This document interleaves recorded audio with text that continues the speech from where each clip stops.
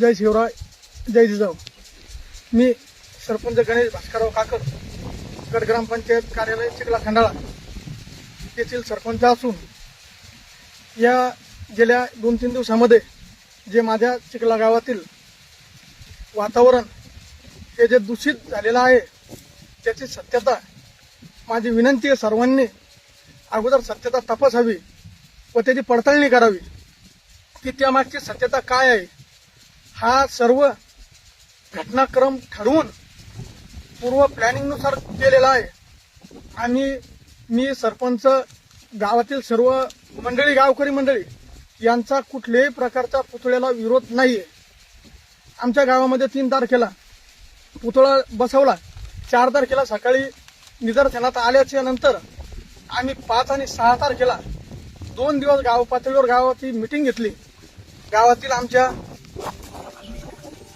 चिखला गावातील वंजारी समाजाचे, मराठा समाजाचे, माळी, सुतार, लोहार सर्व जाती धर्माच्या लोकांनी बोलवलं, सर्वांना बोलवलं मंदिरामध्ये गावातील व त्यांना ती परिस्थितीची जाणीव करून दिली. सगळ्या लोकांचं, गावकऱ्यांचं एकच मत आलं की बा हा जो पुतळा मध्यभागी मांडलेला आहे तो आपण एका ठिकाणी कुठेतरी घेऊ याच्यासाठी, जेणेकरून मध्यभागी घेतला तर गावातला कुठलाही कार्यक्रम घेण्यासाठी अडचण निर्माण होईल किंवा भविष्यात तिथं एखाद्या कार्यक्रमामध्ये त्याच्या शेजारी, पुतळ्याच्या शेजारी चप्पल वगैरे काढल्या जाईल, काही कुटुंबांना घडवू नये भविष्यात. म्हणून हा पुतळा ग्रामपंचायतच्या आवारामध्ये मी त्यांना गावामध्ये 3 ठिकाणी जागा, योग्य ती जागा दाखवली व त्या दिवशी मीटिंगमध्ये 7,500 रुपये मी स्वतः वर्गणी जमा केली.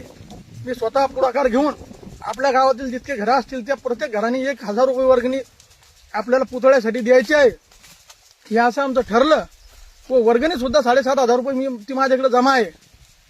परंतु हे जे संजीवनी वाहक आहे हिने जाणीवपूर्वक ठरवून हे जातीय दंगल, जातीय वाद, जातीय तेढ निर्माण करण्याचे काम ती करत आहे. गावामध्ये आमच्या आतापर्यंत सर्व सलोख्याचे वातावरण होते.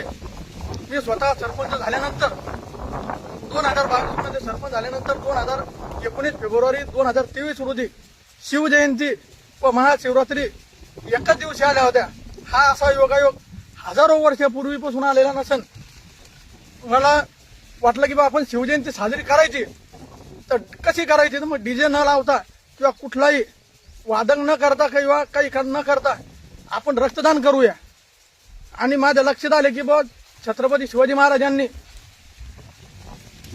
स्वतःचे बोट कापून महादेवाच्या पिंडीवर रक्त अभिषेक केलेला आहे आणि रक्त अभिषेक केल्यानंतर स्वराज्य स्थापनेची शपथ घेतली.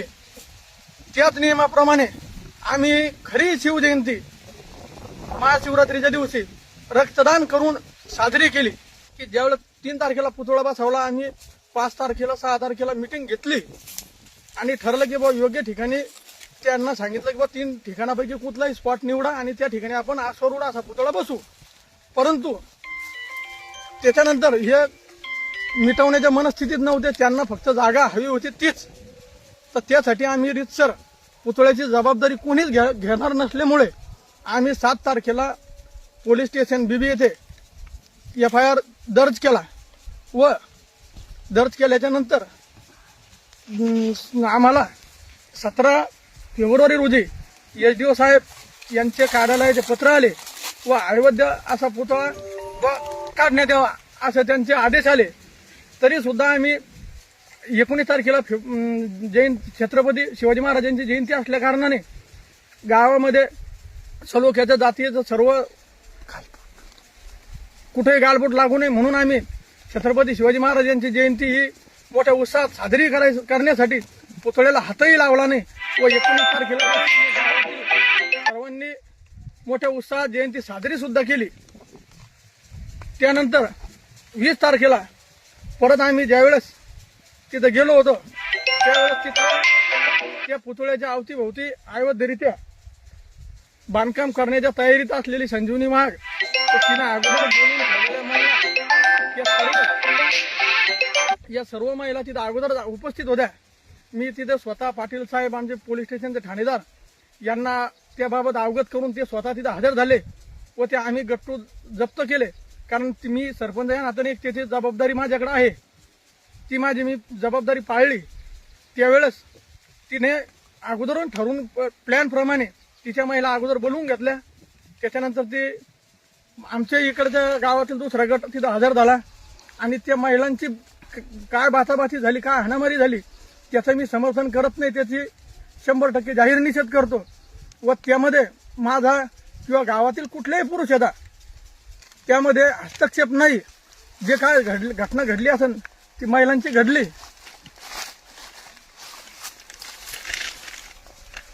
ती महिलांमध्ये हाणामारी झाली, ती महिलांमध्ये झाली. कुठल्याही पुरुषाने किंवा कोणी त्या महिलेला कुठल्या हात लावला नाही. आता हे संजीवनी वाहक सांगत असेल की बाबा माझे कपडे फाडले, सरपंचानं फाडले, कोणी फाडले, कुठलं काहीतरी त्यांनी एक छोटासा तरी पुरावा दाखवा मी तिथे हजर होतो म्हणून. मी हजरच नव्हतो तिथं, मी साईडला होतो. आणि तिचे कपडे तिने स्वतः फाडले का तिच्या सोबतच्या बायांनी फाडले हे मला माहीत नाही. आणि हा त्यांनी मिळून ठरवून केलेला प्लॅन होता.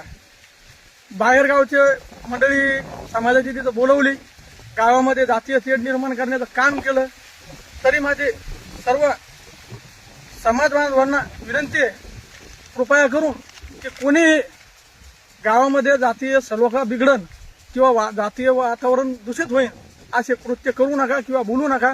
आणि याचे सर्व मला जाणीव असल्यामुळे मी स्वतः आज पोलीस स्टेशनमध्ये आत्मसमर्पण करीत आहे. माझी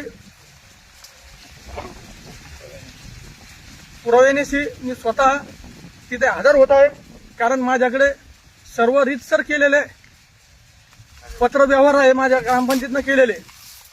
आणि पुतळ्याला परत एकदा सांगतो की माझ्या चिखला गावातील कुठल्याही व्यक्तीचा, समाजाचा, कुठल्याही माणसाचा सुद्धा पुतळा बसविण्यासाठी विरोध हा नव्हता आणि नाही. आपल्या शहरातील ताज्या घडामोडी पाहण्यासाठी रणनीती टाइम्सला सबस्क्राईब करा आणि बेल बटन प्रेस करा, लाईक आणि शेअर करा.